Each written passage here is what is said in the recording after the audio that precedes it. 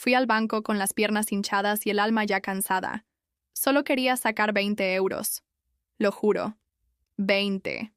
Hoy voy a contarte algo que nunca pensé que contaría. Y si tú, por un segundo, sientes que esto te parece familiar, solo te pido que dejes un like y te suscribas. Me ayudará a continuar desahogándome. Me llamo Lucila María Sánchez Herrera. Tengo 72 años y vivo en un pequeño apartamento de 2 habitaciones en el barrio de Chamartín, en Madrid. Mis manos, curtidas por años de planchar ajeno y cocinar para una familia que nunca agradeció lo suficiente, temblaban cuando saqué mi tarjeta del bolso. Era un martes gris de noviembre, y el viento helado se filtraba por las rendijas de la puerta del BBVA, donde había sido cliente durante 35 años. Llevaba mi abrigo marrón de toda la vida, el mismo que me había comprado hace 15 años en el Corte Inglés con el dinero de mi primera paga extra. Los zapatos negros, cómodos pero gastados, hacían un pequeño ruido contra el suelo de mármol del banco.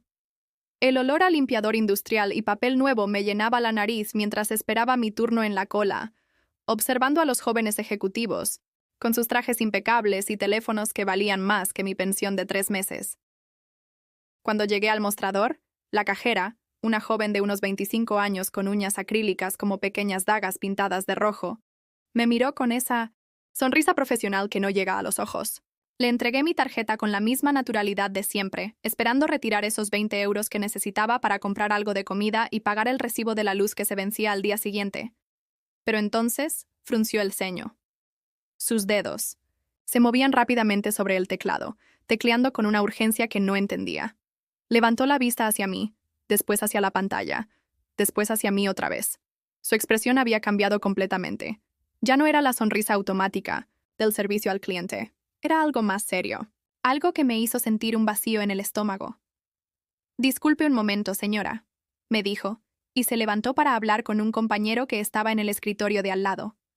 Los vi murmurar entre ellos, lanzándome miradas de reojo como si fuera una criminal que acabara de ser descubierta en flagrante.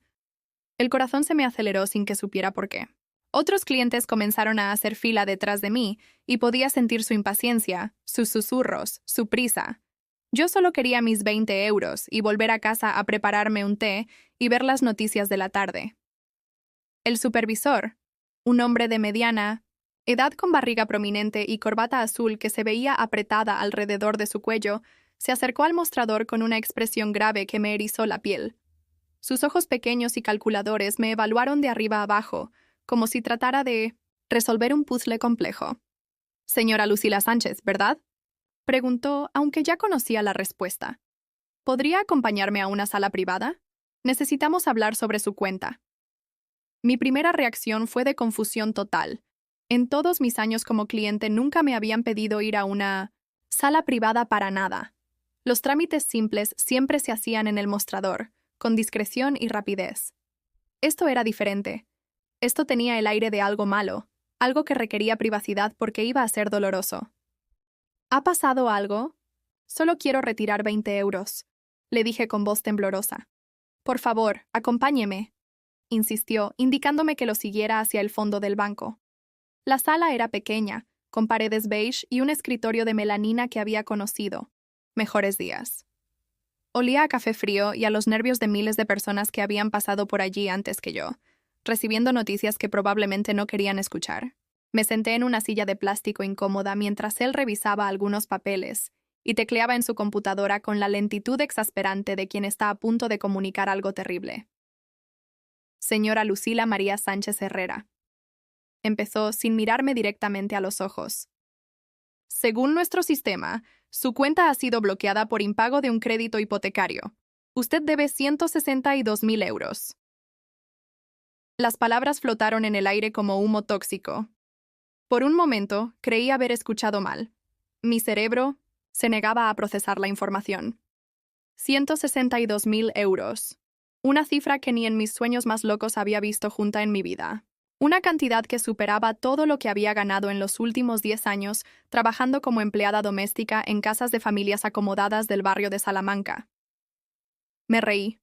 Fue una risa nerviosa, incontrolable, la clase de risa que sale cuando la realidad es tan absurda que el cerebro no encuentra otra forma de responder. Pensé que se trataba de una broma cruel, un error administrativo monumental, una confusión de nombres que se resolvería en unos minutos con una disculpa y mis 20 euros en la mano. ¿Una hipoteca? ¿Yo? Pregunté todavía entre risas. Si vivo de alquiler desde hace 15 años, si nunca he tenido suficiente dinero ni para comprar un apartamento de una habitación en Leganés. Pero él no se reía. Sus ojos permanecían fijos en la pantalla del ordenador, y su expresión se volvía cada vez más seria. Lentamente, giró el monitor hacia mí, y lo que vi me cambió la vida para siempre. Allí, en letras negras sobre fondo blanco, estaba mi nombre completo. Lucila María Sánchez Herrera, mi DNI, mi dirección. Y junto a toda esa información que me definía legalmente como persona, estaba otro nombre que conocía mejor que el mío propio. Alejandro Ramírez Sánchez, mi hijo, mi único hijo. La persona por la que había sacrificado todo durante 44 años. La sangre se me heló en las venas. El aire de la pequeña sala se volvió espeso, irrespirable. Las paredes beige parecían cerrarse sobre mí como las de una tumba. Él la registró como cotitular del préstamo. Continuó el supervisor con esa voz burocrática que reduce las tragedias humanas a simples procedimientos administrativos. Usted figura como garante de la propiedad ubicada en la calle Arturo Soria, 127. El crédito está impagado desde febrero. La deuda está en su historial crediticio. Y, lamentablemente, ya no puede disponer de su cuenta corriente hasta que se regularice la situación. Mis manos se aferraron al borde de la mesa como si fuera el único objeto sólido en un mundo que se desmoronaba a mi alrededor. Febrero. Habían pasado 8 meses. 8 meses en los que mi hijo había permitido que mi nombre se manchara, que mi crédito se destruyera, que mi futuro se hipotecara sin que yo supiera absolutamente nada. ¿Quién autorizó eso? Pregunté con una voz que no reconocí como mía, áspera y quebrada. El supervisor se encogió de hombros con la indiferencia de quien ha visto demasiadas familias destruirse por el dinero. Una autorización firmada por usted misma. Señora, aquí está la copia digital. Pulsó unas teclas y apareció en pantalla un documento escaneado.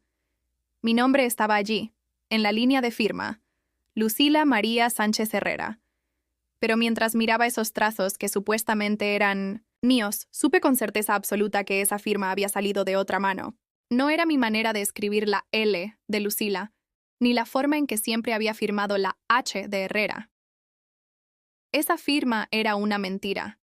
Mi hijo me había traicionado, y durante 8 meses había vivido tranquilamente sabiendo que mi nombre estaba siendo arrastrado por el barro de la morosidad bancaria. El resto de la conversación fue un borrón. El supervisor me explicó procedimientos que no entendía, me habló de plazos y embargos y consecuencias legales que sonaban como una sentencia de muerte financiera.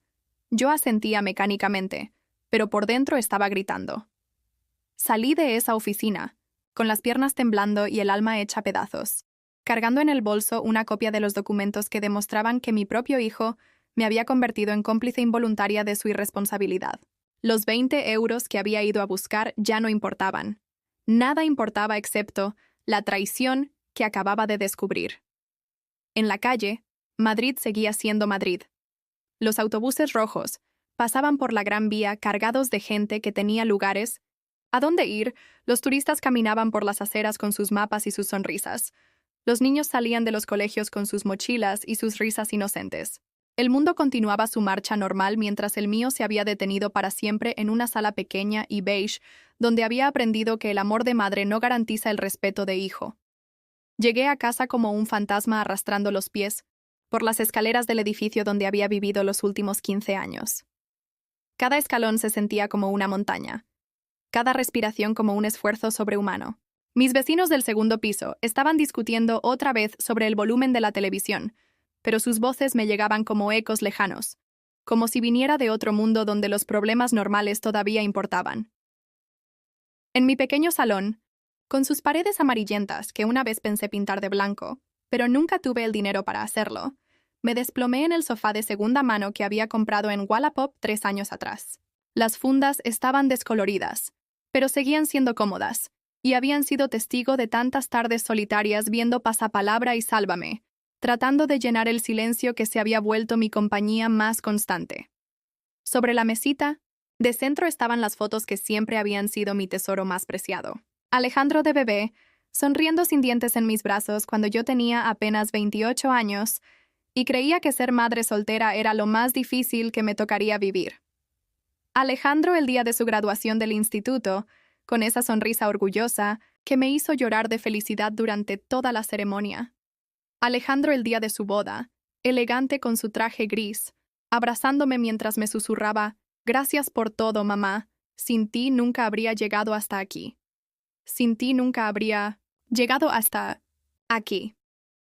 Las palabras resonaban en mi cabeza con una ironía cruel. Era cierto. Sin mí no habría llegado hasta allí. Sin los turnos dobles que hice limpiando oficinas por las noches, después de trabajar de día en casas particulares. Sin las cenas de lentejas durante meses para poder pagarle la academia de inglés. Sin vender las pocas joyas que tenía de mi madre para comprarle el ordenador que necesitaba para la universidad. Sin renunciar a tener pareja porque ningún hombre quería cargar con una mujer que tenía un hijo y cuyo tiempo estaba completamente dedicado a sacarlo adelante.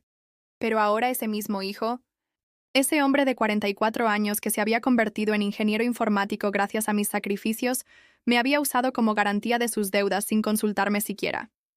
Con las manos temblorosas, saqué el teléfono móvil. Era un Samsung viejo que Alejandro me había regalado hace 3 años cuando el anterior se me rompió.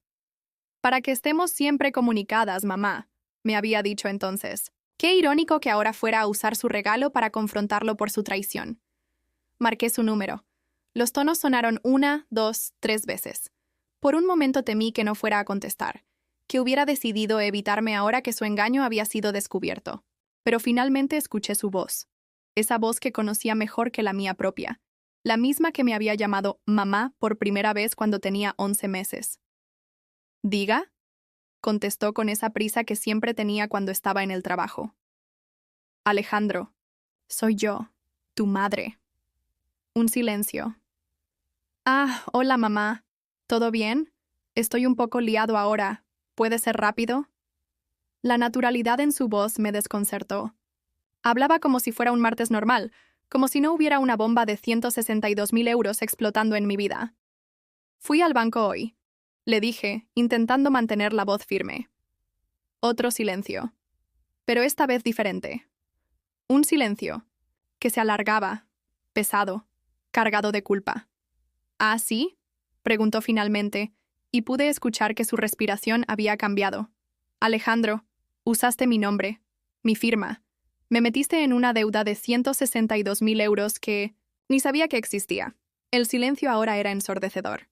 Podía escuchar ruidos de fondo en su oficina, el teclado de alguien tecleando, una conversación lejana sobre un proyecto. La vida normal de gente normal que no tenía que lidiar con hijos que los traicionaban. «Mamá, yo puedo explicarte». ¿Explicarme? ¿Qué? ¿Explicarme por qué mi cuenta está bloqueada? ¿Por qué no puedo sacar ni 20 euros de mi propio dinero? ¿Por qué tengo una deuda hipotecaria de un apartamento que nunca he visto? «Escucha, mamá». Su voz había cambiado. Ya no era la del hijo cariñoso. Ahora sonaba irritado, como si yo fuera la que estaba causando problemas. «Si no querías que te pusiera como avalista, no me habrías dado tus documentos cuando te los pedí».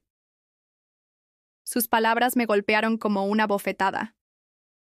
Recordé ese día, hace 2 años, cuando vino a casa con una carpeta llena de papeles y me dijo que necesitaba copias de mi DNI y algunas firmas para unos trámites del trabajo. Yo había firmado confiando ciegamente, como siempre había hecho. Era mi hijo. ¿Por qué iba a desconfiar? Me dijiste que era para el trabajo, para unos formularios de la empresa. Y era para el trabajo en cierto sentido. Tú me criaste para que resolviera las cosas, mamá, para que fuera independiente. Pues bien, lo resolví. Conseguí el apartamento que necesitábamos. La frialdad en su voz me partió el corazón en pedazos tan pequeños que pensé que nunca podrían repararse. ¿Y robarme era resolverlo?, le pregunté, y por primera vez en la conversación, mi voz se quebró. «No exageres, mamá. No es robar. Es una garantía. El apartamento está a mi nombre. Yo soy quien paga la hipoteca. Tú solo apareces como avalista en caso de que algo pase, y no va a pasar nada. Pero ya pasó. Llevas 8 meses sin pagar. Mi nombre está en listas de morosos. Eso es temporal. Tuve algunos problemas con la empresa, pero ya se están solucionando. En unos meses todo estará bien. Su capacidad para minimizar mi sufrimiento me dejó sin palabras. Para él, que mi crédito estuviera arruinado era simplemente algo temporal. Que yo no pudiera acceder a mi propio dinero era una molestia menor. En su gran plan de vida. ¿Y mi dignidad, Alejandro? ¿Esa también la hipotecaste? Mamá, por favor, tienes 72 años. ¿Para qué quieres un crédito bancario ya? ¿Para qué quieres tanto dinero? No es como si fueras a comprar una casa o un coche. Esas palabras se clavaron en mi pecho como dagas envenenadas. Mi propio hijo acababa de decirme que mi edad me convertía en alguien prescindible, alguien cuya autonomía financiera no importaba porque, según él, ya no tenía derecho a soñar, a planear, a tener proyectos. Nunca en mis 72 años de vida había sentido tanto asco. El asco no era solo por lo que había hecho, sino por la manera en que me hablaba, como si fuera una anciana senil que no entendía el mundo real. Como si fuera una carga que debía agradecer que él se ocupara de resolver las cosas por mí. No puedo creer que seas mi hijo, le dije con una voz que no reconocía, ronca de dolor y decepción. Mamá, no seas dramática. Esto no tiene por qué afectar tu vida diaria. Sigues teniendo tu pensión, sigues viviendo en tu apartamento. Lo único que cambió es que ahora estás ayudando a tu hijo a tener un futuro mejor. ¿No es eso lo que siempre quisiste? Su lógica retorcida me mareó. Había logrado convertir su traición en un acto de amor filial, su robo en una colaboración familiar, mi victimización en una oportunidad de ser útil.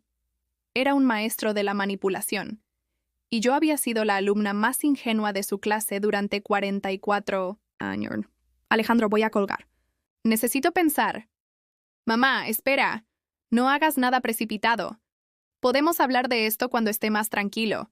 Voy a ir a verte el fin de semana y lo arreglamos todo, ¿vale? No, no vengas. No quiero verte hasta que arregles esto.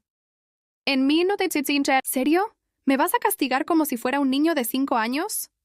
La burla en su voz fue la gota que colmó el vaso. Colgué el teléfono sin decir una palabra más. Me quedé sentada en el sofá durante horas, mirando las fotos que ahora parecían burlarse de mí desde la mesita. Cada imagen era una mentira, cada sonrisa una actuación. ¿Cuándo había empezado a verme como una herramienta útil en lugar de como su madre? ¿Cuándo había decidido que mi confianza ciega era algo que podía explotar en su beneficio? Pensé en todas las veces que había dicho no a cosas que quería hacer por ahorrar dinero para él. Las vacaciones que nunca tomé porque Alejandro necesita esto. O Alejandro necesita aquello. Los hombres buenos que rechacé porque mi hijo es lo primero. Las amigas que perdí porque no tenía tiempo para nada más que trabajar y cuidarlo. Y ahora, después de todo eso, él había decidido que mi única función restante era ser su garantía silenciosa, su respaldo financiero invisible, su seguro de vida que funcionaba incluso sin su conocimiento. Esa noche no dormí. Me quedé despierta, mirando al techo, escuchando los ruidos nocturnos de Madrid, las sirenas lejanas, los coches que pasaban por la calle, los gatos que maullaban en el patio interior. Sonidos de una ciudad que vivía mientras yo me moría lentamente por dentro, traicionada por la persona que más había amado en este mundo. Por primera vez en décadas, me pregunté qué habría sido de mi vida si hubiera tomado decisiones diferentes, si hubiera puesto límites, si hubiera exigido respeto en lugar de dar amor incondicional. Pero ya era demasiado tarde para esas preguntas. O quizás, pensé mientras amanecía lentamente sobre Madrid, quizás nunca es demasiado tarde para empezar de nuevo. Los días siguientes pasaron como si estuviera viviendo bajo el agua. Todo sonaba amortiguado. Los colores se veían más opacos, y hasta el sabor de la comida había perdido su sentido. Me levantaba cada mañana con la esperanza absurda de que todo hubiera sido una pesadilla, que mi teléfono sonaría y sería Alejandro pidiendo perdón, explicándome que había sido un malentendido terrible que ya estaba solucionado. Pero el teléfono no sonaba. El viernes por la tarde, mientras organizaba los papeles que había traído del banco en la mesa de la cocina, me di cuenta de algo que me heló la sangre. Entre los documentos estaba la dirección del apartamento. Calle Arturo Soria, 127. Esa dirección me sonaba familiar, pero no conseguía recordar de dónde. Fue cuando estaba preparando una manzanilla para calmar los nervios que la memoria me golpeó como un rayo. Arturo Soria, 127. Era el mismo edificio donde vivía Carmen, mi antigua compañera de trabajo en casa de los Mendoza. Habíamos limpiado juntas esa casa durante 5 años, hasta que ella encontró algo mejor, y yo me quedé sola fregando los suelos de mármol de una familia que nunca supo mi nombre completo. Carmen me había invitado una vez a tomar café en 1901, su apartamento nuevo, y recuerdo perfectamente cómo había presumido de la zona, de lo bien comunicada que estaba, de los precios que se pagaban allí. Aquí viven ejecutivos jóvenes, Lucila. Gente con dinero de verdad. Me había dicho con esa mezcla de orgullo y envidia que siempre la caracterizó. Mi hijo vivía en un apartamento de lujo. Mi hijo, que me decía que no tenía dinero para visitarme más seguido porque la gasolina estaba muy cara. Mi hijo, que cuando le pedí ayuda para comprar una lavadora nueva, me dijo que estaba un poco ajustado ese mes. Mi hijo vivía a 10 minutos en metro de casa de Carmen, en uno de los barrios más caros de Madrid.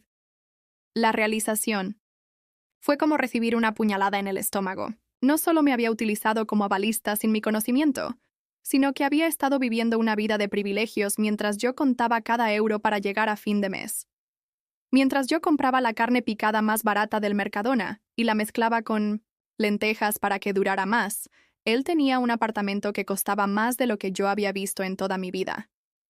Esa misma tarde decidí hacer algo que nunca había hecho en 44 años de ser madre: espiar a mi hijo. Tomé el metro en Chamartín y me bajé en Colombia. El viaje me costó los últimos 4 euros que tenía en efectivo, pero necesitaba ver con mis propios ojos dónde vivía el hombre que me había arruinado la vida. El edificio era exactamente como lo recordaba de mi visita a Carmen: moderno, con portero automático, jardines cuidados y coches relucientes en el aparcamiento subterráneo. Era el tipo de lugar donde yo habría trabajado como empleada doméstica, no donde habría vivido como residente. Las ventanas tenían cristales grandes y limpios, y podía ver balcones con plantas cuidadas y muebles de exterior que costaban más que mi sueldo de 3 meses. Me quedé parada en la acera de enfrente durante casi 2 horas, sintiéndome como una intrusa en un mundo que no era el mío. Los vecinos que entraban y salían eran exactamente como Carmen había descrito: ejecutivos con trajes caros, mujeres jóvenes con bolsos de marca, familias con niños que llevaban mochilas escolares que parecían más caras que todo mi guardarropa, junto. Y entonces los vi. Alejandro salió del portal cargando una bolsa de deportes, vestido con ropa de correr que se veía nueva y cara. Detrás de él venía Elena, su esposa, empujando un cochecito donde iban mis nietas gemelas, Sofía y Lucía. Las niñas, de apenas 3 años, llevaban abrigos rosa idénticos que reconocí inmediatamente. Los había visto en el escaparate del Corte Inglés y costaban 60 euros cada uno. 60 euros por un abrigo de niña. Yo gastaba 60 euros en comida para todo un mes. Mi corazón se aceleró cuando vi a las pequeñas. Hacía 4 meses que no las veía, desde que Alejandro había empezado a estar muy ocupado para las visitas familiares. Sofía había crecido tanto que apenas la reconocí, y Lucía tenía el pelo más largo, recogido en 2 colitas con lazos que parecían sacados de una revista de moda infantil. Los seguí a distancia, manteniéndome oculta detrás de coches y árboles como una criminal. Se dirigieron hacia el Corte Inglés de la Castellana, caminando con esa tranquilidad de gente que nunca tiene que mirar el precio de las cosas. Elena llevaba un bolso que había visto en revistas, de esos que cuestan más de 1000 euros. Alejandro tenía puestos unos zapatos deportivos que brillaban como si acabara de estrenarlos. En el centro comercial, los observé desde la distancia mientras compraban sin prisa, sin mirar etiquetas, sin calcular si les alcanzaba el dinero. Alejandro le compró a Elena una chaqueta en Zara que costaba 80 euros sin pestañear. Las niñas eligieron juguetes en la juguetería con la naturalidad de quien nunca ha escuchado la palabra no, por razones económicas. Cuando estaban en la cola para pagar, Sofía empezó a llorar porque quería un peluche adicional. Vi cómo Alejandro, sin dudarlo ni un segundo, volvió a buscarlo. €20 por un oso de peluche que la niña probablemente olvidaría en una semana. €20. Los mismos €20 que yo no había podido sacar de mi cuenta porque él había hipotecado mi nombre. El contraste era tan obsceno, tan cruel, que tuve que apoyarme contra una columna para no desmayarme. Mi hijo vivía como un millonario mientras su madre no podía comprar pan. Gastaba en caprichos lo que yo necesitaba para sobrevivir. Y todo eso financiado con una deuda que llevaba mi nombre, pero no mi consentimiento. Pero lo que más me dolió no fue verlo derrochar dinero, fue ver cómo sonreía. Alejandro se reía con Elena, cargaba a las niñas, les hacía caras divertidas que las hacían estallar en carcajadas.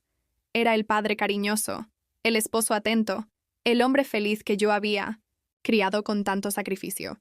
Esa sonrisa que una vez había sido mi mayor orgullo, ahora se sentía como una burla a todo lo que había perdido por él. ¿Cómo podía ser tan feliz sabiendo que su madre no podía acceder a su propio dinero? ¿Cómo podía dormir tranquilo, sabiendo que me había convertido en morosa sin mi consentimiento? ¿Cómo podía comprar osos de peluche de €20 mientras yo no podía sacar €20 de mi cuenta? La respuesta llegó a mí con una claridad dolorosa. Podía hacerlo porque nunca me había visto como una persona real. Para él, yo era una función. Era mamá, la persona que existía para resolver sus problemas, para sacrificarse por su bienestar, para estar disponible cuando me necesitara y desaparecer cuando no fuera conveniente. Había criado a un monstruo de egoísmo, y ese monstruo había crecido creyendo que tenía derecho a usar y desechar a la persona que más lo había amado. Regresé a casa en el último metro de la noche, con los pies hinchados y el alma completamente destrozada. El viaje de vuelta me costó otros €4 que no tenía, así que tuve que caminar la última parte del trayecto desde la estación hasta mi apartamento. Mis zapatos viejos me rozaron tanto que para cuando llegué a casa tenía ampollas en ambos pies. En el ascensor que olía a desinfectante barato y llevaba años sin una revisión seria, me miré en el espejo rayado. Vi a una mujer de 72 años con el abrigo gastado, los zapatos deformados, el pelo gris que no podía permitirse teñir desde hacía meses. Vi a alguien que había envejecido trabajando para que su hijo pudiera permitirse zapatos de €200. Vi a una tonta. Esa noche, sentada en mi sofá con una bolsa de agua caliente en los pies doloridos, tomé una decisión que cambiaría mi vida para siempre.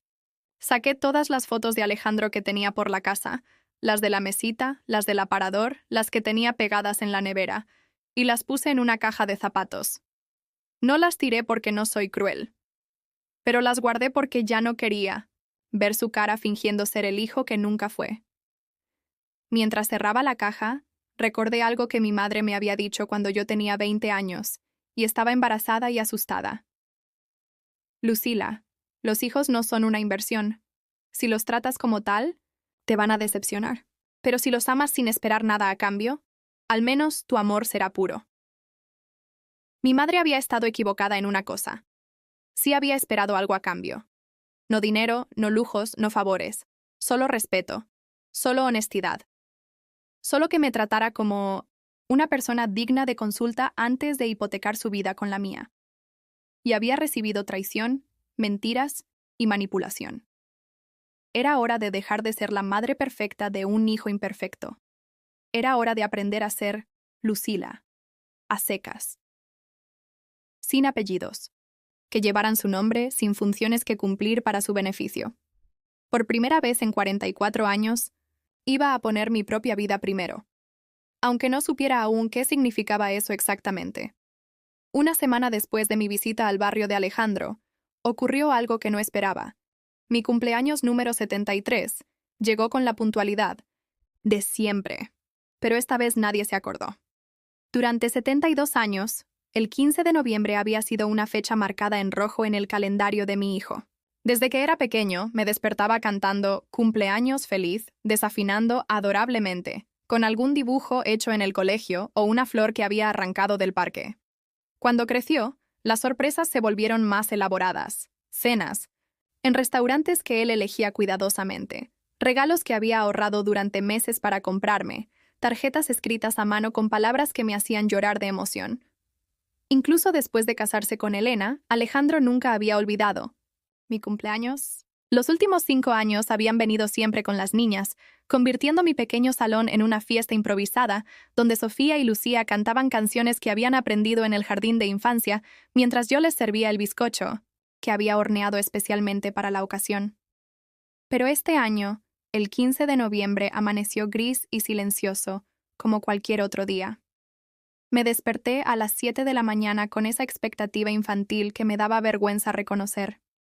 A pesar de todo lo que había pasado, una parte estúpida de mí esperaba que el teléfono sonara, que escuchara la vocecita de Sofía preguntando: «Abuela Lucila, ¿podemos ir a verte hoy?», que Alejandro apareciera en la puerta con una excusa, torpe y una sonrisa arrepentida. Esperé hasta las 9. Después hasta las 10. A mediodía, me preparé un café solo porque no tenía leche, y me senté junto al teléfono como una adolescente esperando que la llamara el chico que le gusta. La diferencia era que yo estaba esperando a mi propio hijo, y eso hacía la situación 1000 veces más patética. A las 3 de la tarde, cuando ya había perdido toda esperanza, sonó el timbre de la puerta. Mi corazón saltó como el de una quinceañera. Corrí hacia la entrada con una velocidad que no había usado en años, convencida de que encontraría a Alejandro al otro lado con las niñas y una explicación que justificaría el silencio de la mañana. Pero era el cartero. «Lucila Sánchez», preguntó con la prisa de alguien que tiene 200 entregas más que hacer. «Sí, soy yo». Carta certificada. El sobre venía del juzgado. Con manos temblorosas, lo abrí allí mismo, en el rellano, mientras el cartero esperaba, impaciente a que firmara el acuse de recibo. Era una citación judicial, una demanda de Alejandro contra mí. Mi propio hijo me estaba demandando por difamación y acoso telefónico, alegando que mis llamadas reclamando explicaciones por la hipoteca constituían un hostigamiento sistemático que afectaba su estabilidad emocional y profesional. Pedía una orden de alejamiento que me prohibiera contactarlo durante 6 meses. La carta se me cayó de las manos como si hubiera cobrado vida propia y me hubiera mordido. El cartero, que había visto toda clase de dramas humanos en sus años de trabajo, me miró con una mezcla de profesionalismo y lástima. «¿Se encuentra bien, señora?». No pude responder. Solo asentí mecánicamente mientras él recogía la carta del suelo y me la volvía a entregar con cuidado. «Firme aquí, por favor». Mi firma salió temblorosa, irreconocible, como la de una anciana que está perdiendo las facultades. Pero por dentro me sentía más lúcida que nunca. La estrategia de Alejandro era brillante en su crueldad. Ahora yo era la villana de la historia. Él había logrado convertirse en la víctima de una madre tóxica que no podía aceptar que su hijo adulto tomara sus propias decisiones financieras.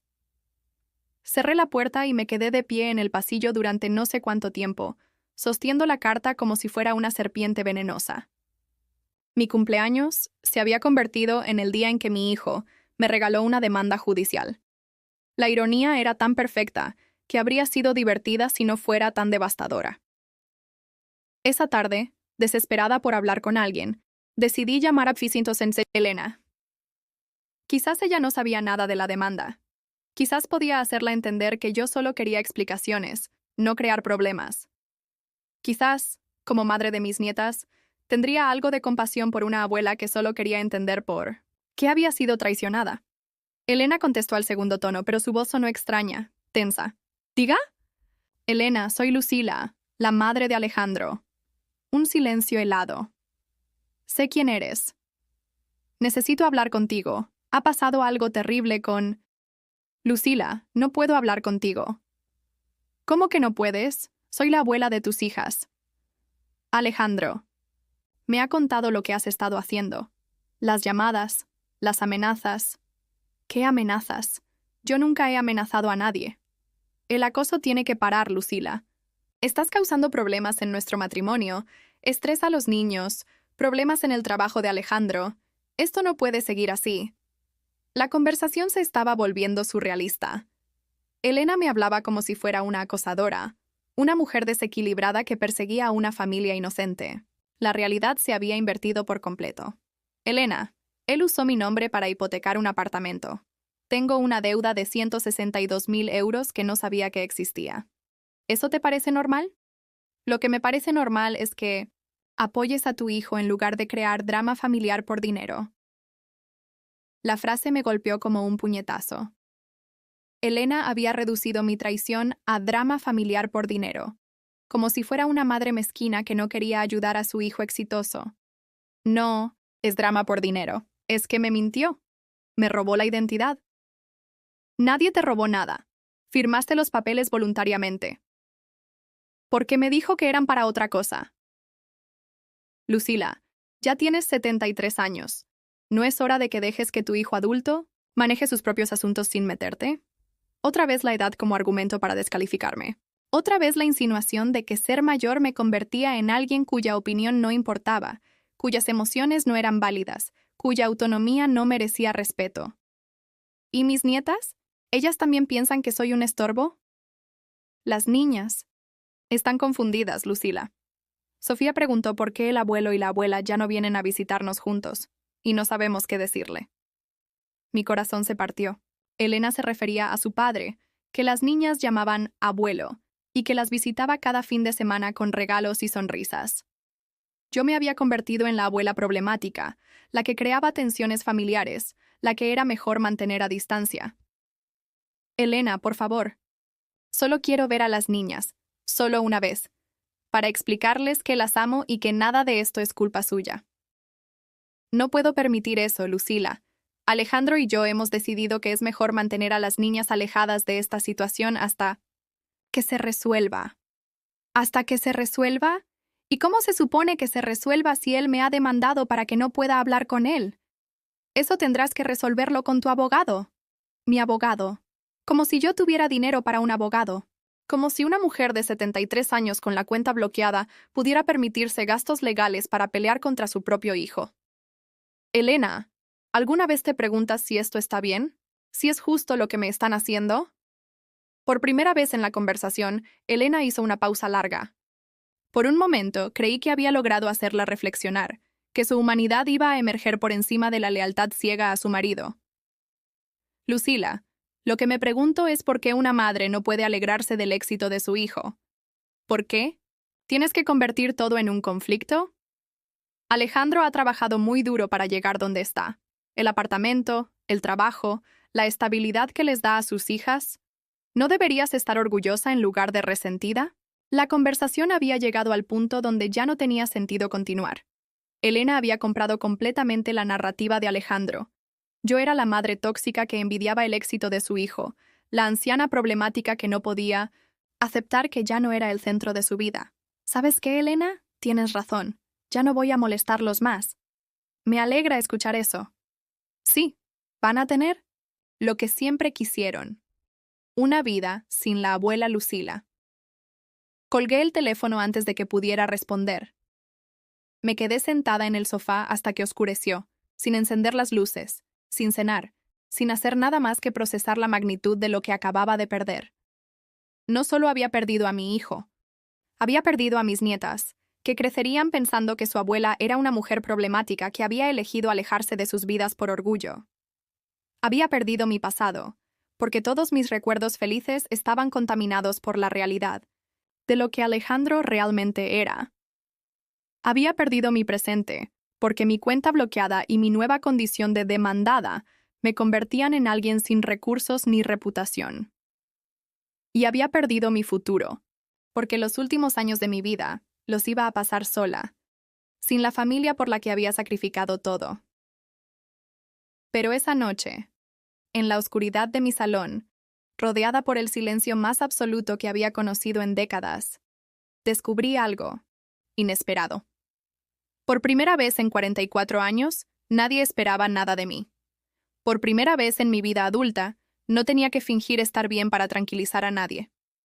Por primera vez desde que fui madre, podía sentir todo el dolor sin tener que esconderlo o minimizarlo.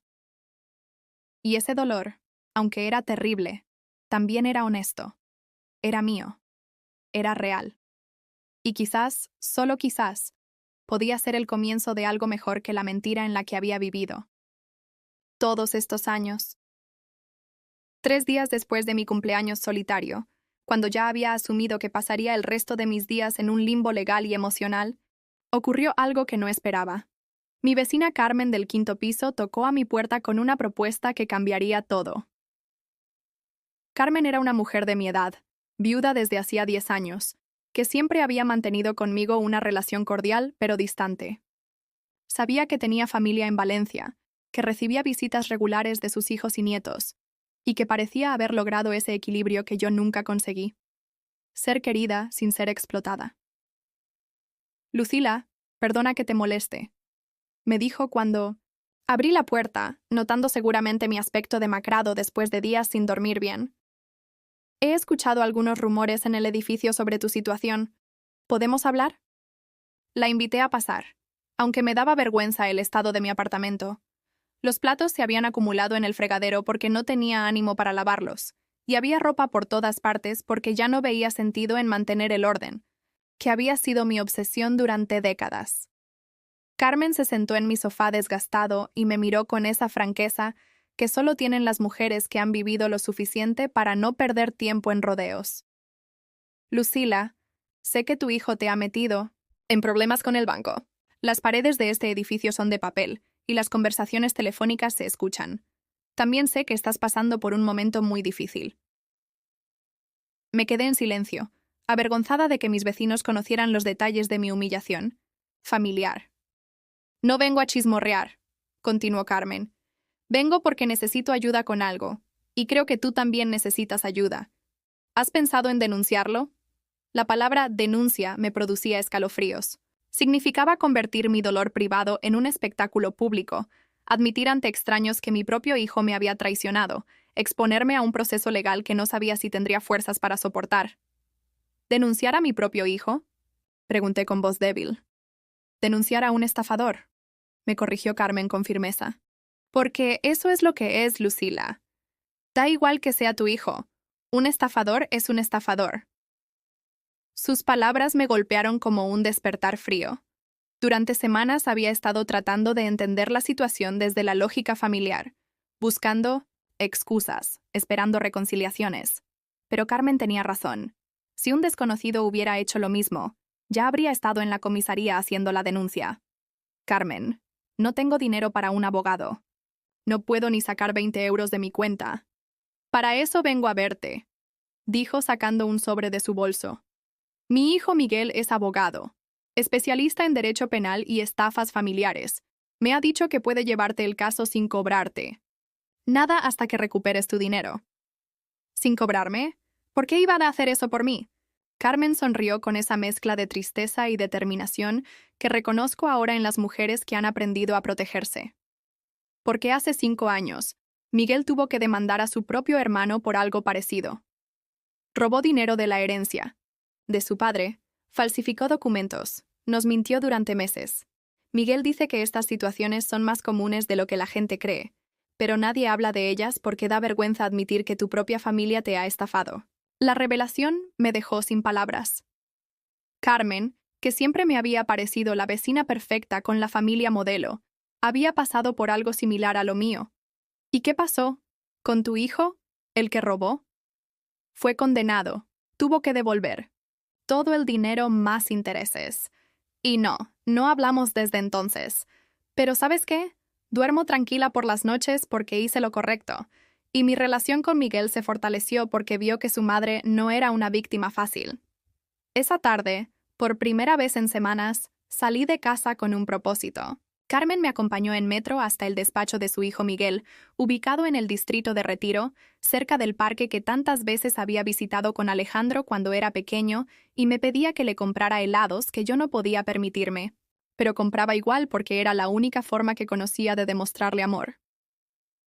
Miguel Herrera era un hombre de unos 45 años, con esa mezcla de profesionalismo y calidez que me hizo sentir inmediatamente segura. Su despacho era pequeño, pero ordenado, con estanterías llenas de códigos legales y una foto familiar donde se veía con Carmen y lo que parecían ser sus propios hijos. Señora Lucila, mi madre me ha contado su situación, me dijo mientras preparaba café en una máquina que había en una esquina de la oficina.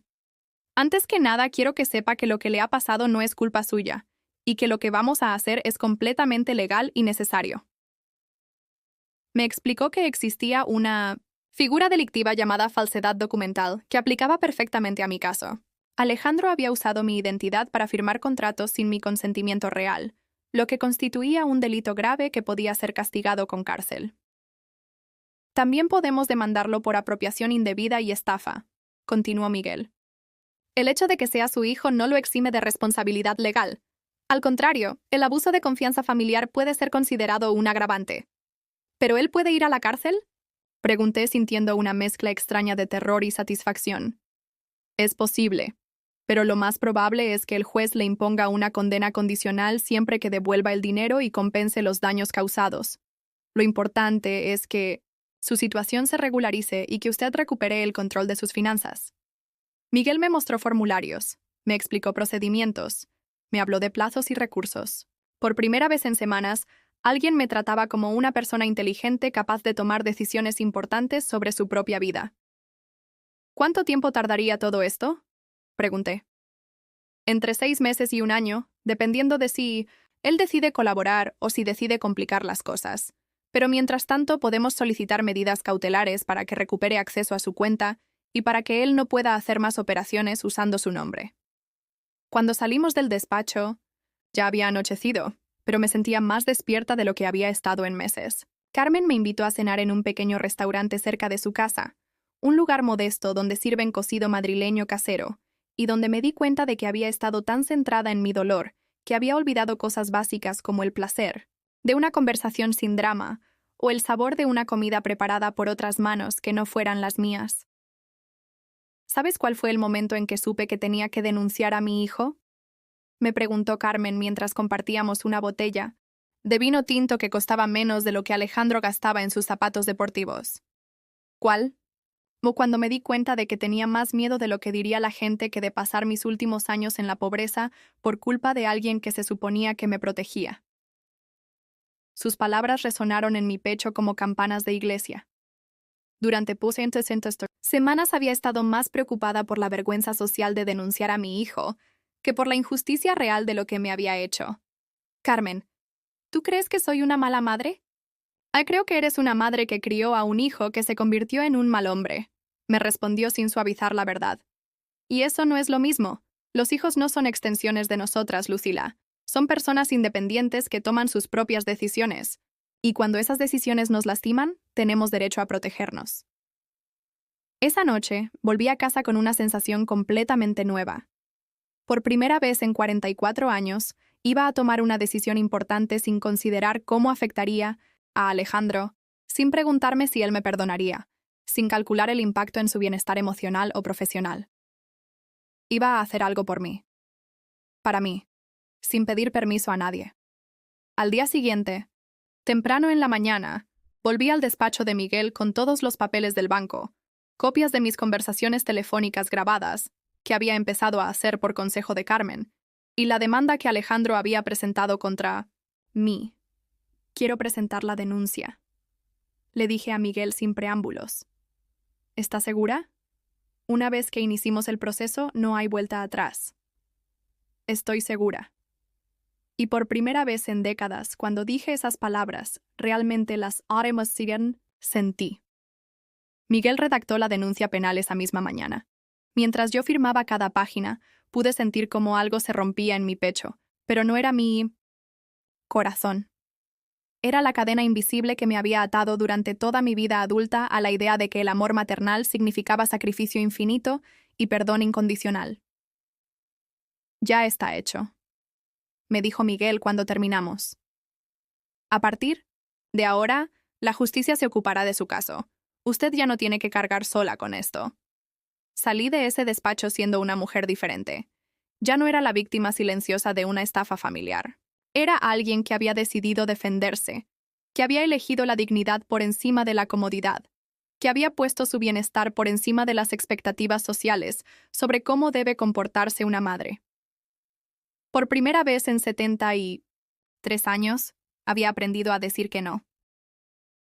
Y se sentía como el comienzo de mi verdadera vida.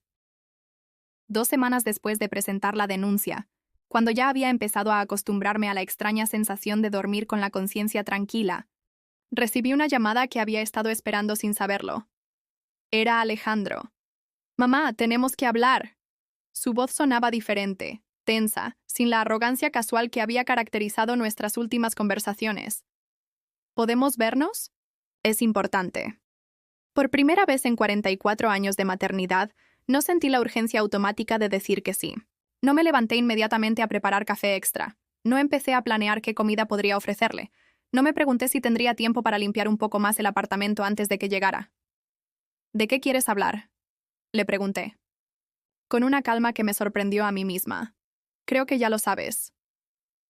Había recibido la citación judicial. Miguel me había advertido que esto pasaría, que una vez que el proceso legal empezara a moverse, Alejandro intentaría contactarme para resolver las cosas en familia, antes de que la situación se convirtiera en un escándalo público. «Sí, puedes venir», le dije finalmente. «Pero vienes solo, sin Elena, sin las niñas, y tienes 1 hora para decir lo que tengas que decir». Al otro lado de la línea hubo un silencio largo. Era la primera vez en su vida que yo le ponía condiciones para una visita. «Está bien, mamá. Voy para allá». Colgué el teléfono y me quedé sentada en el sofá, esperando sentir la ansiedad familiar que siempre me atacaba antes de ver a Alejandro cuando había tensión entre nosotros. Pero no llegó. En su lugar, sentí algo parecido a la curiosidad. Quería ver qué versión de mi hijo aparecería ahora que ya no podía manipularme con chantajes emocionales, ahora que había aprendido que su amor no era incondicional como el mío había sido. Llegó puntual, como siempre. Cuando abrí la puerta, lo que vi me impactó. Estaba pálido, ojeroso, había perdido peso. Su ropa cara seguía siendo impecable, pero había algo en su postura que sugería derrota, estrés, quizás incluso miedo. «Hola, mamá», me dijo, y por un momento fue otra vez el niño pequeño que venía a pedirme perdón después de mí no me sin romper algo. «Alejandro». Lo invité a pasar, pero no le ofrecí café ni pastitas como había hecho automáticamente durante décadas. Se sentó en el borde del sofá, con las manos entrelazadas, evitando mirarme directamente. «Mamá, esto se ha salido de control». Empezó con esa voz que usaba cuando quería parecer razonable. «Una denuncia penal. ¿En serio? ¿Contra tu propio hijo?» «Contra un estafador», le respondí, usando las mismas palabras que Carmen me había enseñado. «El hecho de que seas mi hijo no te da derecho a robarme la identidad». La palabra robar lo hizo retroceder como si lo hubiera abofeteado. «Yo no te robé nada, mamá. Solo necesitaba un aval para la hipoteca y mentiste para conseguirlo». «No mentí. Simplemente no entré en detalles porque sabía que te ibas a preocupar innecesariamente».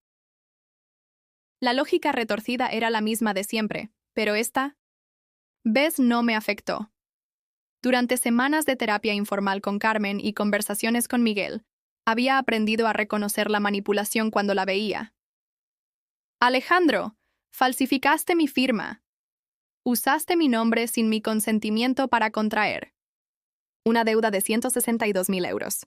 Permitiste que mi nombre apareciera en listas de morosos durante 8 meses sin decirme nada. Eso no es no entrar en detalles. Eso es una estafa». Sus ojos se llenaron de lágrimas. Era una imagen que no había visto desde que tenía 8 años, y se había caído de la bicicleta en el retiro. «Mamá, si sigo adelante con este proceso legal, mi carrera se acabó. Mi empresa no puede tener empleados con antecedentes penales. Elena está hablando de divorcio. Las niñas van a crecer sabiendo que su padre fue condenado por estafar a su propia madre».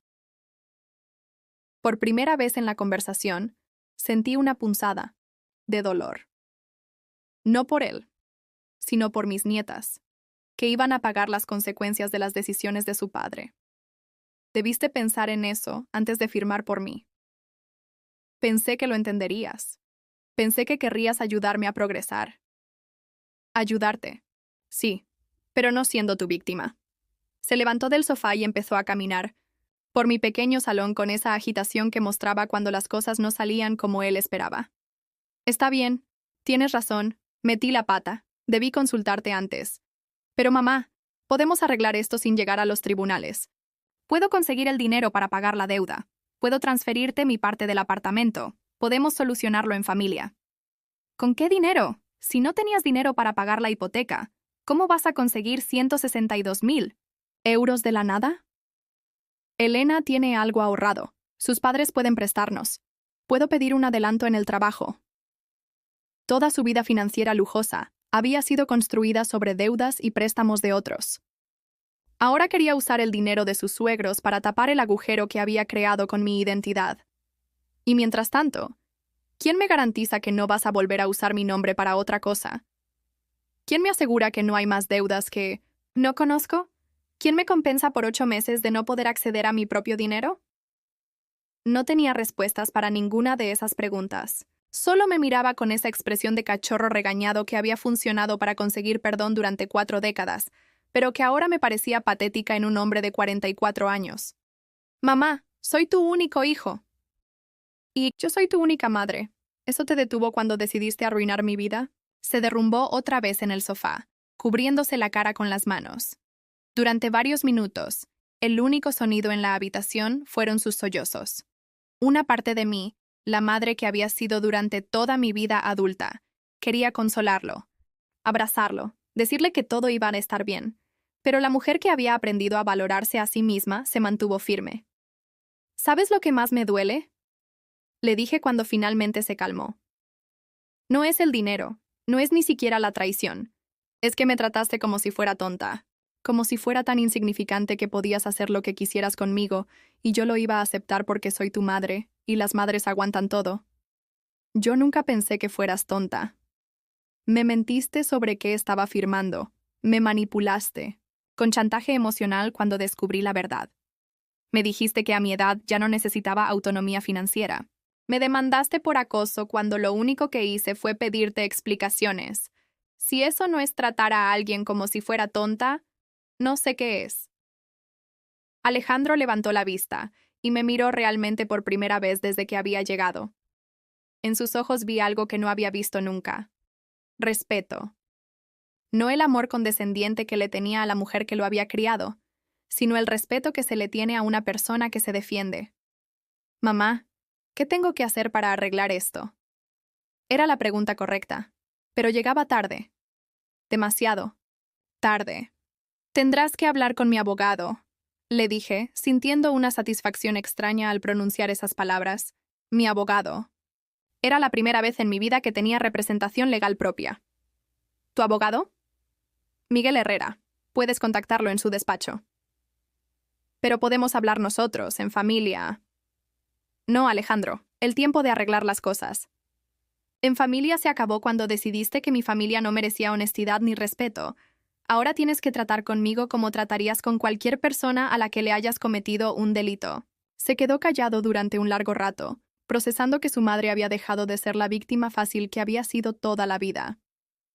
Las niñas preguntan por ti, me dijo finalmente, usando su último recurso emocional. Entonces, debiste pensar en eso antes de convertir a su abuela en tu enemiga legal. No eres mi enemiga, mamá. No, Alejandro, no soy tu enemiga, pero tampoco soy tu víctima. Soy una mujer de 73 años que ha decidido que merece respeto y dignidad, incluso de parte de su propio hijo. Se levantó para irse. En la puerta, se dio vuelta una última vez. Mamá, ¿me perdonarás algún día? La pregunta me partió el corazón, pero no me hizo cambiar de opinión. Te perdono, Alejandro, pero perdonar no significa olvidar. Y no significa que vuelvas a tener carta blanca para hacer conmigo lo que se te ocurra. ¿Y eso qué significa para nosotros? Significa que si quieres tener una relación conmigo en el futuro, va a tener que ser una relación entre iguales, entre adultos que se respetan, no entre una madre que se sacrifica y un hijo que se aprovecha. Cerré la puerta después de que se fuera y me quedé recostada contra ella durante varios minutos, sintiendo cómo mi corazón latía con fuerza pero con regularidad. No era el latido frenético del miedo o la ansiedad. Era el latido firme de alguien que había hecho lo correcto, aunque fuera difícil. Esa noche, por primera vez en meses, cené con apetito. Me preparé una tortilla francesa con jamón York. Me serví una copa del vino tinto que Carmen me había regalado Y puse música clásica en la radio mientras miraba por la ventana las luces de Madrid que se encendían al atardecer. Era la primera cena de mi nueva vida. La primera comida de una mujer que había aprendido que el amor propio no es egoísmo. La primera noche de alguien que había descubierto que decir no te convierte en mala persona. Te convierte en una persona. A secas. Con derechos. Propios. Con dignidad intacta. Y eso, después de 73 años, se sentía como la libertad. 3 meses después del encuentro con Alejandro, recibí una llamada de Miguel que cambiaría todo otra vez, pero esta vez para bien. Lucila, tengo noticias excelentes. Su voz sonaba jubilosa. Alejandro ha aceptado un acuerdo extrajudicial. Va a devolver todo el dinero más los intereses. Va a pagar las costas legales y va a firmar un documento donde reconoce la falsedad documental. También retira la demanda por acoso que había presentado contra usted. Me senté en el sofá, sintiéndome mareada por el alivio. Durante meses había vivido con la incertidumbre de no saber si recuperaría mi vida financiera, si tendría que enfrentar un juicio largo y doloroso, si mi nombre quedaría manchado para siempre en los registros de morosos. ¿Cuándo? Pregunté. La transferencia se hace efectiva mañana. Para el viernes, su cuenta estará completamente liberada y su historial crediticio limpio. Es como si nada hubiera pasado, al menos en términos legales. Pero algo sí había pasado. Yo había cambiado completamente. La primera cosa que hice cuando recuperé el acceso a mi dinero fue algo que no había hecho en décadas: comprar algo bonito para mí sin justificarlo como una necesidad básica. Fui al Corte Inglés, al mismo donde tantas veces había mirado escaparates sin poder permitirme nada, y me compré un abrigo azul marino que me había llamado la atención durante meses. No era el abrigo más caro de la tienda, pero tampoco era el más barato. Era simplemente el que me gustaba. El que me hacía sentir elegante cuando me lo ponía. El que combinaba con el color de mis ojos que había empezado a maquillar otra vez después de años de negligencia. La dependienta. Una mujer joven que me trató con la cortesía profesional que se les da a todas las clientas sin importar su edad, me preguntó si era un regalo. Sí, le dije. Es un regalo para mí. Esa misma semana hice algo más revolucionario. Me apunté a clases de pintura para principiantes en el Centro Cultural del Distrito. Había 40 plazas disponibles, y yo fui la número 39 en apuntarme, llegando casi corriendo porque temía que se acabaran los cupos. La profesora era una mujer de unos 50 años llamada Isabel, que tenía esa energía contagiosa, de las personas que han encontrado su pasión en la vida. El primer día me sentí ridícula, rodeada de gente más joven que manejaba los pinceles con una naturalidad que yo no tenía ni para sostener un lápiz con confianza. No se preocupen por hacer algo perfecto, nos dijo Isabel mientras repartía lienzos en blanco. Estamos aquí para experimentar, para jugar, para descubrir qué pasa cuando dejamos que nuestra mano se mueva sin pensar demasiado. Mi primer cuadro fue un desastre absoluto. Una mezcla de colores que no coordinaban, formas que no representaban. Nada reconocible. Trazos temblorosos que delataban mis nervios. Pero cuando lo terminé, después de 2 horas de concentración total en algo que no tenía nada que ver con cocinar, limpiar o preocuparme por otras personas, sentí una satisfacción que no había experimentado en años. Era mío, completamente mío. Nadie podía criticarlo, mejorarlo, usarlo para nada. Era simplemente la expresión de 2 horas en las que Lucila Sánchez había existido como artista amateur, no como madre, no como empleada doméstica, no como víctima de una estafa familiar. Solo como Lucila. El segundo cuadro salió un poco mejor. El tercero fue casi decente. Para el sexto, Isabel se acercó a mi caballete y me dijo algo que me hizo llorar de alegría. Lucila, tiene usted un instinto natural para los colores. Mire cómo ha combinado esos azules con ese amarillo. Es precioso. Precioso. Hacía décadas que nadie usaba esa palabra para describir algo que yo había creado. Paralelamente a las clases de pintura, empecé a redescubrir Madrid como si fuera una turista en mi propia ciudad. Durante 44 años, mis salidas habían tenido siempre un propósito utilitario: comprar comida, ir al trabajo, llevar a Alejandro al médico, resolver gestiones burocráticas. Nunca había caminado por Madrid por el simple placer de caminar. Pero ahora, con tiempo libre que no tenía que dedicar a resolver los problemas de nadie más, empecé a explorar. Visité el Museo del Prado un martes por la mañana, cuando estaba casi vacío, y podía quedarme todo el tiempo que quería frente a cada cuadro sin sentir prisa. Me detuve especialmente frente a las hilanderas de Velázquez, observando las manos trabajadoras de las mujeres que tejían, pensando en mis propias manos que habían trabajado durante tantos años para sostener la vida de otros. Descubrí el Parque del Oeste, donde me sentaba en un banco, con un libro de la biblioteca y pasaba tardes enteras leyendo novelas que no tenían ningún valor educativo ni práctico, solo el placer puro de perderme en historias que no tenían nada que ver con mi vida. Encontré pequeños restaurantes, en Malasaña donde podía almorzar sola sin sentirme observada, lugares donde las camareras me trataban como una cliente normal, no como una anciana que daba lástima. Aprendí a pedir vino en el almuerzo sin justificarme, a quedarme en una terraza hasta las 3 de la tarde si me apetecía, a dejar propina generosa porque podía permitírmelo y porque me gustaba la sensación de ser alguien que podía ser generosa por elección, no por obligación. Un día, mientras paseaba por el mercado de San Miguel, me encontré con Pilar, una antigua compañera de trabajo de la casa de los Mendoza. No la veía desde hacía 5 años, pero me reconoció inmediatamente. «Lucila, ¿cuánto tiempo? Te ves diferente. ¿Te has hecho algo?» Me reí porque era cierto que me veía diferente. Había perdido esa expresión de cansancio perpetuo que había llevado en la cara durante décadas. Mi postura era más erguida, mi ropa menos funcional y más elegante. Mi pelo mejor cuidado gracias a que ahora podía permitirme ir a la peluquería cada 2 meses en lugar de cortármelo yo misma frente al espejo del baño. Supongo que me he encontrado a mí misma, le dije, y al pronunciar esas palabras me di cuenta de que eran completamente ciertas. ¿Y tu hijo? ¿Cómo está Alejandro? ¿Y las nietas? La pregunta me llegó como un eco de mi vida anterior. Durante 1990, un momento sentí la punzada familiar del dolor, pero ya no era el dolor desesperante de los primeros meses. Era más bien una tristeza suave, como la que se siente por algo bonito que se ha perdido pero que ya no duele de forma aguda. No tengo mucho contacto con ellos últimamente, le dije, y fue la primera vez que pude hablar de mi situación. Familiar sin sentir vergüenza ni necesidad de dar explicaciones complejas. Qué lástima. Pero bueno, ya sabes cómo son los hijos cuando se casan. Se van con su nueva familia y a veces nos olvidan un poco.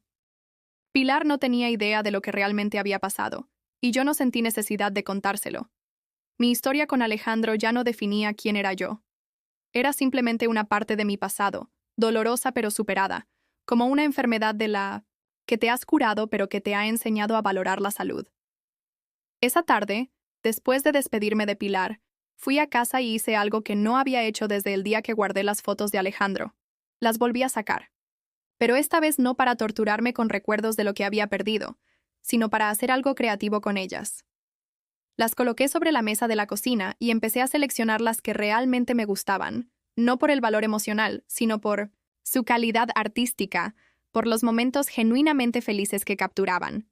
Elegí 3, una donde Alejandro tenía 5 años y sonreía con chocolate en la cara después de su primer helado en el Retiro, otra donde tenía 15 años y acababa de ganar un premio en el instituto, con esa expresión de orgullo puro que todavía no estaba contaminada por la arrogancia, y una tercera donde tenía 20 años y me abrazaba en mi cumpleaños 50, cuando todavía éramos una familia de verdad. Enmarqué esas 3 fotos y las puse en la estantería del salón, pero ya no como un altar al hijo perdido, sino como un recordatorio de que había habido momentos buenos, de que mi amor maternal había sido real y válido, incluso si no había sido correspondido de la manera que esperaba. El resto de las fotos las guardé otra vez en la caja, pero esta vez sin dolor, solo con la tranquilidad de quien archiva documentos de una época que ya terminó. Esa noche, mientras pintaba mi 10º cuadro, un paisaje abstracto lleno de colores cálidos que Isabel había elogiado esa misma tarde, me di cuenta de algo extraordinario. Por primera vez en mi vida adulta, estaba completamente feliz. No era la felicidad condicional que había conocido antes, la que dependía de que Alejandro estuviera bien, de que me necesitara, de que me valorara. Era una felicidad autónoma, generada por mi propia capacidad de crear belleza, de explorar el mundo, de relacionarme con otras personas sin necesidad de sacrificarme por ellas. Era la felicidad de alguien que había aprendido que su valor no dependía de ser útil a otros, sino de ser fiel a sí misma. Era la felicidad de Lucila, no de la madre de Alejandro, ni de la empleada doméstica, ni de la víctima de la estafa. Simplemente, Lucila. Una mujer de 73 años que acababa de descubrir quién era, realmente cuando nadie esperaba nada de ella, excepto que fuera ella misma. Y resultó que esa persona le gustaba mucho más de lo que había imaginado nunca. 6 meses después de mi renacimiento, cuando ya había establecido una rutina de felicidad, que incluía mis clases de pintura los martes, mis paseos por el retiro los jueves y mis almuerzos solitarios, pero placenteros en pequeños restaurantes que había descubierto por toda la ciudad, recibí una visita que no esperaba. Era un sábado por la mañana, y estaba preparando café en mi cocina cuando sonó el timbre. A través del portero automático, escuché una voz pequeña que me hizo detener el mundo. «Abuela Lucila, soy Sofía. Mi nieta mayor. 5 años, la edad perfecta para ser curiosa sobre todo, pero no entender nada de los conflictos de adultos. Mi corazón se aceleró, pero esta vez no con la ansiedad desesperante de los primeros meses, sino con una mezcla de alegría y cautela que había aprendido a sentir. «¿Sofía? ¿Estás sola?» «No, estoy con papá. Dice que quiere hablar contigo». Le abrí la puerta y los esperé en el rellano. Alejandro subió lentamente las escaleras, cargando en brazos a Lucía, la pequeña, que tenía 4 años, y me miraba con esa mezcla de reconocimiento y timidez que tienen los niños cuando ven a alguien conocido después de mucho tiempo. Sofía corrió hacia mí en cuanto me vio, abrazándose a mis piernas con esa espontaneidad que solo tienen los niños que aún no han aprendido a guardar rencor. «Abuela, te extrañé mucho. Papá dice que has estado muy ocupada». Miré a Alejandro por encima de la cabeza de Sofía. Estaba más delgado que la última vez, con líneas de cansancio alrededor de los ojos, pero su expresión era diferente. Ya no tenía la arrogancia defensiva de nuestro último encuentro. Parecía humilde, quizás incluso arrepentido. «Hola, mamá», me dijo con voz suave. «¿Podemos pasar? Las niñas querían verte». Los invité a entrar, y por primera vez en meses, mi pequeño salón se llenó otra vez con voces infantiles. Sofía y Lucía corrieron inmediatamente hacia la estantería donde tenía los 3 cuadros que había pintado y que más me gustaban. «Abuela, hiciste dibujos», exclamó Sofía con esa admiración pura que solo los niños pueden sentir, por los logros de sus abuelos. «Son pinturas», le corregí suavemente. «Estoy aprendiendo a pintar». «¿Puedes enseñarme?». La pregunta me llenó de una alegría inesperada. Durante meses había imaginado este momento. Había ensayado conversaciones que nunca tuve la oportunidad de tener. Había llorado por la posibilidad de que mis nietas crecieran sin conocer realmente a su abuela. «Claro que puedo enseñarte. Pero primero, ¿por qué no me cuentas cómo has estado? ¿Cómo está el jardín de infancia?». Mientras las niñas me contaban sobre sus clases, sus amigas, sus juguetes nuevos, observé a Alejandro que las miraba con una ternura que no había visto en él desde que era muy joven. Había algo diferente en su manera de interactuar con ellas, una presencia más completa, como si hubiera aprendido a valorar los momentos cotidianos de la paternidad. Después de una hora de conversación con las pequeñas, durante la cual les preparé la merienda que solía hacerles antes, bocadillos de jamón York cortados en triángulos y zumo de naranja natural, Alejandro me pidió si podíamos hablar a solas mientras ellas veían dibujos animados en la televisión. Salimos al pequeño balcón que daba al patio interior del edificio. Era febrero, hacía frío, pero el sol de mediodía creaba una tibieza agradable que me recordó por qué había elegido este apartamento tantos años atrás. «Mamá, quiero pedirte perdón», empezó Alejandro sin preámbulos. «No solo por lo de la hipoteca. Por todo. Por cómo te hablé, por cómo te traté, por haber permitido que Elena te tratara mal, por haberte demandado, por haber intentado convertirte en la villana de una situación que yo creé. Sus palabras sonaban sinceras, pero yo había aprendido a no aceptar disculpas automáticamente solo porque las necesitara escuchar. ¿Qué ha cambiado?, le pregunté. Perdí el trabajo, me confesó. Cuando se enteraron del I-906 proceso legal, me pidieron que dimitiera.